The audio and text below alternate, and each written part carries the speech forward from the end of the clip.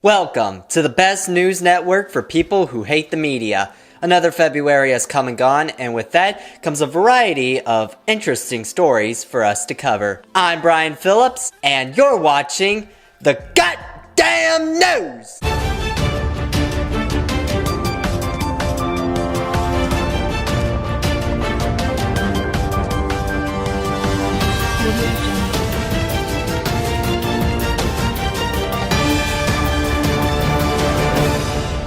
To kick things off, we've got a bit of a wacky story. New information regarding the possibility of extraterrestrial life has been discovered. A woman claims to have found an alien body in her garden that matched the one found in Mexico in September, and just like any rational person would do when discovering alien life, she decided to post it on the alien body subreddit. Now, when we examine the alien, it seems to have different nostrils, but appears to have the nipples, so maybe we're not so different after all. Now, I'm no expert regarding extraterrestrial life, but I'm pretty sure if you find alien bodies, then the first thing you should do is find somebody like Ross Coulthart, or at the very least, see if Jimmy Kimmel will have you on his show. I don't really know what kind of information you expect Redditors to have, but I can promise you it won't be anything logical. Also, if I had to weigh in on what this could possibly be other than an alien body, if it was found in somebody's garden, then I'm willing to bet it's some kind of deformed plant, most likely a mandrake root. While I'm not convinced this is proof of alien life, I am convinced this subreddit is enough evidence to claim that if there is other life out there in the vast universe, mankind is far from being the most advanced in comparison. Funimation started their own Great Pirate Era after announcing the platform would be shutting down on April 2nd. The main issue with this announcement is that over the years, Funimation has offered individual purchase of digital media that's separate from its subscription-based content. This includes things like the complete Attack on Titan series with DVD special features and other animes. And with the platform shutting down after being bought by Crunchyroll, it was announced that a lot of this content would not be transferred over, meaning that many subscribers who bought these individual programs will no longer have access to them. These things that many users paid a lot of money for over the years will pretty much become inaccessible. And with that comes this realization in the modern era that you don't really own what you paid for. But it gets worse. We've only just scratched the surface of this scab. And just when you thought you could sleep comfortably, Crunchyroll announced they'll be increasing their subscription prices to $100 per year starting January 28th, 2025. Basically, you'll be paying more for the pleasure of losing things you already had bought previously because it turns out you never owned it in the first place. It's just mind-boggling to think that this is the direction the entertainment industry is heading, where you can no longer own the things you buy and have a greater risk of losing it altogether. The reason why streaming popped off in the first place was because it was just easier and more convenient than piracy, and now we're heading into an era where that's no longer the case.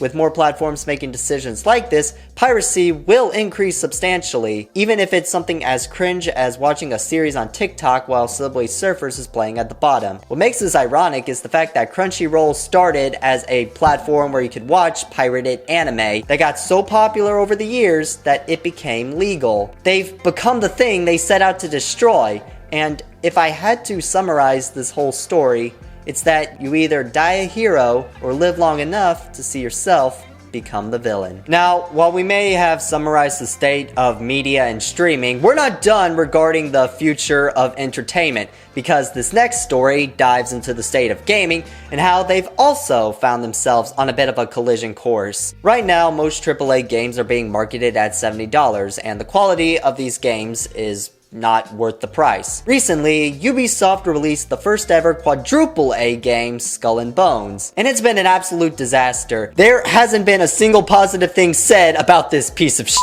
I'll give y'all the brief lore for those of you who don't know. Skull and Bones is a ship-like combat game that doesn't feature boarding.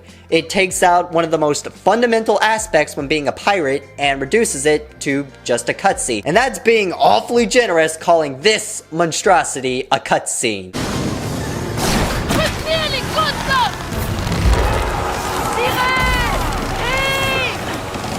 What the fuck? Brother, Assassin's Creed Black Flag has better mechanics than this. How can you have a pirate game that doesn't incorporate the basic aspects of being a pirate? God damn it, Sea of Thieves has better boarding than this absolute awful atrocious abomination. To add insult to injury, both games I just mentioned also have substantially better graphics than this monstrosity. Now, while boarding is the main complaint regarding Skull and Bones, that is far from being the only issue with this game. Islands are obstacles, you can't explore the world, you're not a person, and you're bound to your ship. We've subjectively gone backwards in the gaming industry, and these big companies that take decades to release a couple AAA games at a time are performing worse than many of the AA games we've gotten over the years made by smaller teams and studios. So right now, the state of gaming is looking rough for AAA titles, and I believe the future of gaming comes from these AA projects made by indie studios that are marketed at around $20 to $40, especially since there is a chance we could have a similar outcome to streaming, where users no longer own the games they purchase. On a lighter note, however, Burger King started a $1 million Whopper contest where fans of the restaurant can partake in making their own custom Whopper for a chance of it being featured on their menu for a limited time, and of course, win $1 million.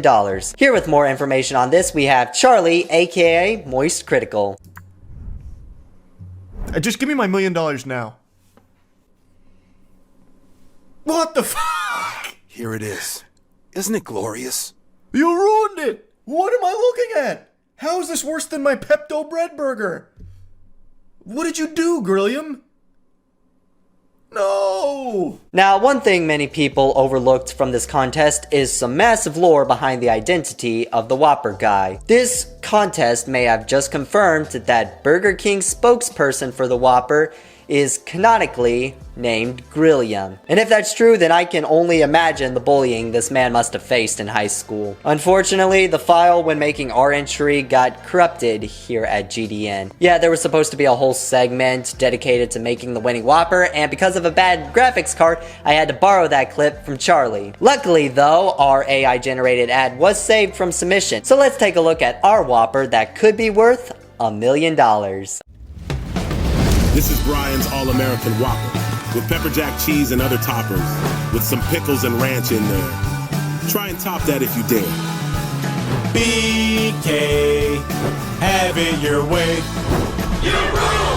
Yeah, apparently Burger King can't recognize good ingredients. I asked for pepper jack cheese, and they put a whole fucking bell pepper in my Whopper. I know AI may be scary to some people, but for me, it just pissed me off. A video went viral on the platform formerly known as Twitter after a cop nearly executed a man's life because he mistaken the sound of an acorn hitting his car for a gunshot. Shots fired! Shots fired! Shots fired!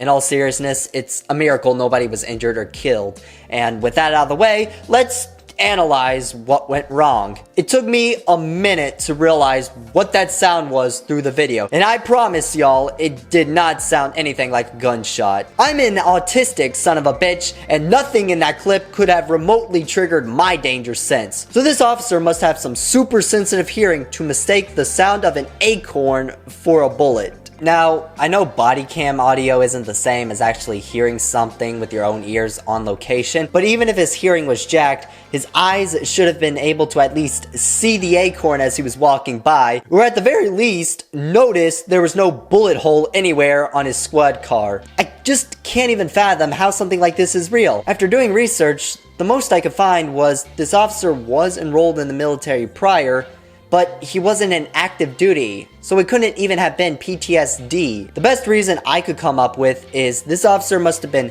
so on edge after arresting the suspect detained in the car that the sound caused by the acorn must have activated his fight or flight instincts, thus resulting in him performing a double barrel roll before unloading his entire magazine. Once again, in all seriousness, I'm amazed nobody was injured. As far as we know here at GDN, the officer resigned of his own will, and that's probably for the best, because the skills he displayed during this heroic moment showcase that This man should not be the main character and rightfully be demoted to NPC. But beware, while the acorn was taken into custody, that squirrel is still at large, terrorizing the citizens of suburban Florida. And our final story, with the 2024 NFL season concluding and the Chiefs winning again, we've decided to explore other sports from across the seas in Germany, known as the Stapler Cup Forklift Championship. Pokal, bleibt stabil, bleibt stabil.